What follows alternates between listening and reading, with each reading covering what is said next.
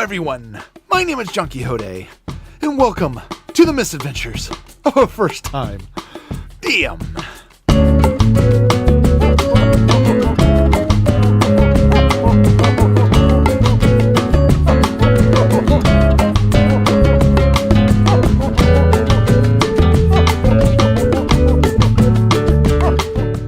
Alright, to start off with, I know what you're thinking. I know you read the title. I know you saw the title card. No, I did not do this intentionally. This in no means was a solution I had in mind for how to deal with last week's video topic. Anyways, if you don't know what I'm talking about, link to that video right up here. Go check it out. Pause this video. Go check it out. Come back. You'll know kind of what I'm talking about at that point. But yeah, I did not at any point consider this to be a viable solution to that issue. In fact, what I ended up doing was taking the campaign module and looking through it and seeing where I could make changes and how I could fix it to where I could run this as an evil campaign as opposed to it being a normal regular campaign. I spent hours doing this and now it's all for nothing. So trust me, I am just as hurt as the rest of the players when I killed them all. So this is how I TPK'd the whole party. We start off our adventure where we left off last time. They are now en route to making it to Phandalin with the whatever supplies they had left after selling a portion of each. They are currently traveling east on the Tribord Trail in order to make their way to the town. However, as they're traveling down Tribord Trail, they come across what looks to be two horses in the distance, dead, lying in the road, with arrows sticking out of them. They're not just lying on the road though, they're kind of set up in a way to make a blockade to prevent others from passing through. Upon noticing this, they stop the cart about 30 feet away from where the horses lay, suspecting ambush, which they are correct. It is an ambush. 4 goblins are set up in order to take out any travelers who pass on through and relieve them of their supplies. Suspecting treachery, they all look for their Goliath rogue friend. However, he is not there. He has gone missing without their notice. The meta of this is that that player was unable to make it that night, and so I decided that at some point he got distracted, slipped off, and nobody noticed. This puts them at a little bit of a conundrum, because now there's only 3 of them, and they know they're about to be attacked. After a little bit of discussion, they decide that the Ghostwise Halfling would inspect the situation. On his approach, he noticed a little bit of a rustling in one of the southern bushes near the horses, as well as a little bit of rustle in a tree across on the northern side.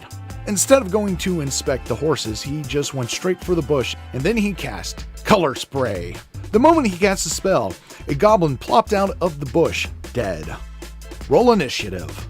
It seemed like things were going exceptionally well for them at the start of this. They've already killed 1 goblin, and that only left 3 remaining. Shouldn't be too difficult, right?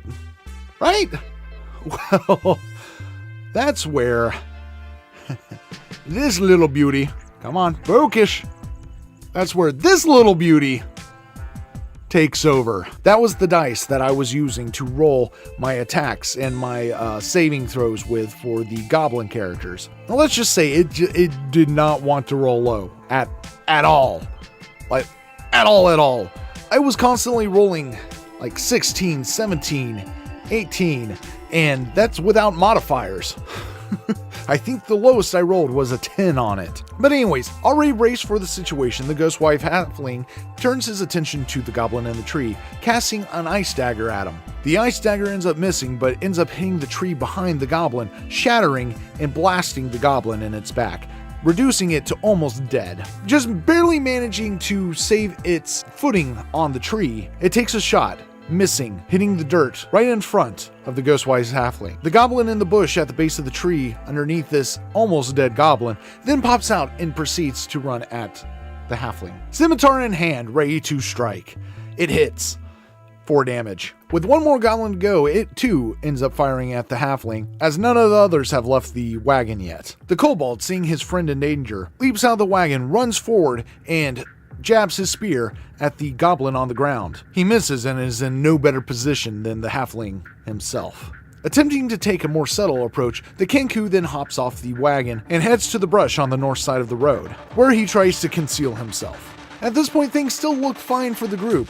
They have one dead, one severely wounded, and they have another goblin outnumbered right in front of them. The only one that I think might pose a problem to them is the other archer goblin that's in the tree behind them. Oh, was I wrong? The halfling strikes at the goblin in front of him, missing. The goblin strikes at him again, wounding him a second time. The nearly dead goblin in the tree takes a shot at the kobold, hitting him right in the leg. Second tree goblin sinking a second arrow into the kobold as well. At this point, the only one who is not injured in the party is the Kenku, and the other two are not looking too good at the moment. The kobold taking another shot at the goblin in front of him finally ends up landing a hit. Yes! But it's still standing, it's still alive. It's looking a little worse now, but it's still alive. At this time, the Kenku makes its way up the brush, trying to make it as far up as he can, until he reaches within a distance to be able to cast Toll the Dead on the half-dead goblin up in the tree. It misses. The goblin makes a save. Still a little woozy and unbalanced, he moves out of the way as the spell passes by. The Ghostwise Halfling takes another swing at the foe in front of him, but fails once again. At this point, heavily damaged, the goblin on the ground decides he's going to try to flee. He's going to try to hide. So he disengages from combat and then runs into the bushes, where unbeknownst to him, the Kenku laid in hiding. This surprised the goblin because it wasn't expecting anyone to be there, and in this surprise missed an opportunity to attack. At this point, the kobold decided to turn its attention to the goblin who has not been wounded yet, and make a strike with its spear up into the tree. He misses. The Kenku, however, did not waste this opportunity, as he told the dead on the goblin once again. However, it failed. The shock the goblin experienced, having run into an unexpected enemy, caused his footing to swivel, preventing the Kenku's spell from making contact with him. The goblins in the trees both make their arrow attacks. One hits, one misses. The Ghostwise Halfling is now in dire straits. As the kobold goes up to the tree to attack the uninjured goblin, the Ghostwise Halfling makes his run back to the wagon for cover. Recovering from the shock of the sudden enemy appearance, the goblin makes a swing at the Kenku, making contact and slicing the bird through and through. The bird's body slumps to the ground, dying. The goblin in the tree at death's door takes a shot at the kobold, striking true and nailing the kobold to the ground. The kobold is now bleeding out on the ground. The final goblin archer takes a shot at the Ghostwise Halfling, hiding by the wagon. He misses his first shot, and with not much else the halfling could do, the goblin makes a second shot and strikes true, killing the third and final member of the party. At this point, they are all dead. Technically, they thought they were dead. There was no way they could survive this, right? I mean, after all, they are a party of things that goblins would normally eat. A bird, a lizard, a halfling. There's no way the goblins would let them live. However, in the campaign module, it states, in the chance that the party is defeated, they wake up several hours later bereft of all their supplies, and armor, and weapons, and anything they were carrying. This didn't sit well with especially one of them, because it took away the illusion of the world. 2, he was a Kenku wizard. His book was gone. The thing he used as his only means of attack and defense was gone. And he couldn't just make a new one, not without being able to copy the spells back down, and he can't learn new ones in there without first seeing and hearing them being cast. He can only mimic, he cannot create. Which is why I ended up giving them the option. If you don't want to continue on with these characters, we can pick up from here with new ones. It was not something I was wanting to do. It's not something I expected to do. To kill the entire party on the first session? No. That's not fun. That sucks. But the dice, we don't use a DM screen, so all my rolls were done in the open, so everyone could see exactly how absurdly high this dice kept on rolling. It's not something I had planned. It's not something I had wanted. They ended up deciding to start again with new characters, and that is where we ended the session because no one had a new character ready for this event. And it sucks.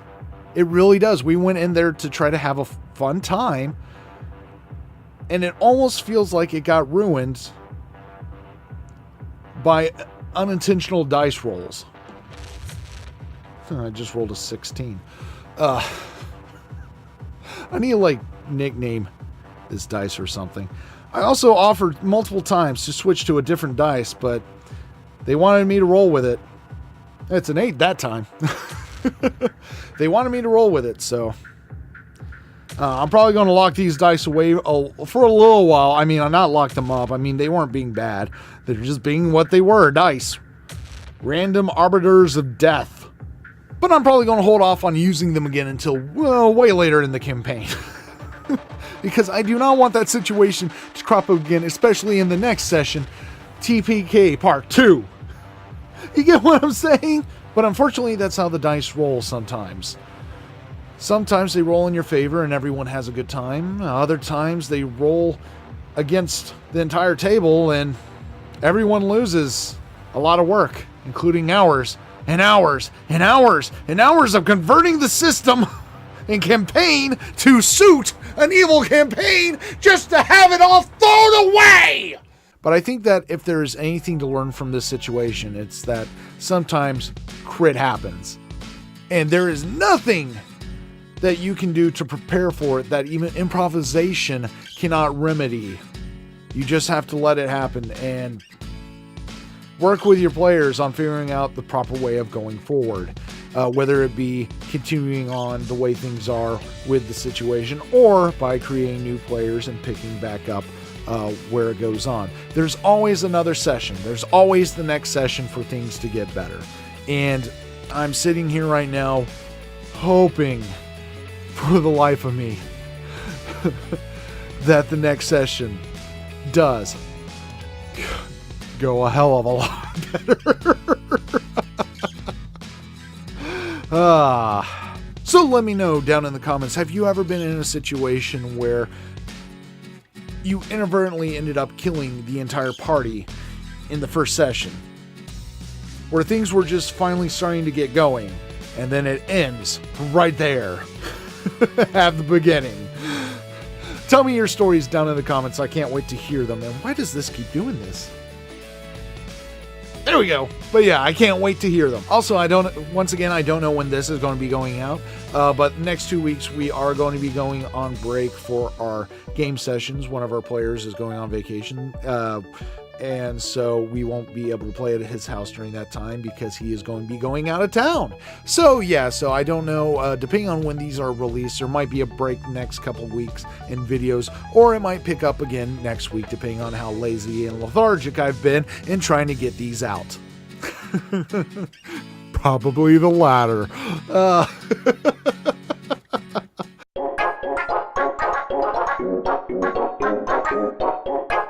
But anyways, I hope you enjoyed the video. I hope you learned something. I know I learned something from this whole event. And yeah, hopefully I'll be able to see you in the next video, and we'll see what happens from here. What wild and crazy things are going to plague my life as a DM. So anyways, hope you all have a wonderful day, and see you in the next video. Bye!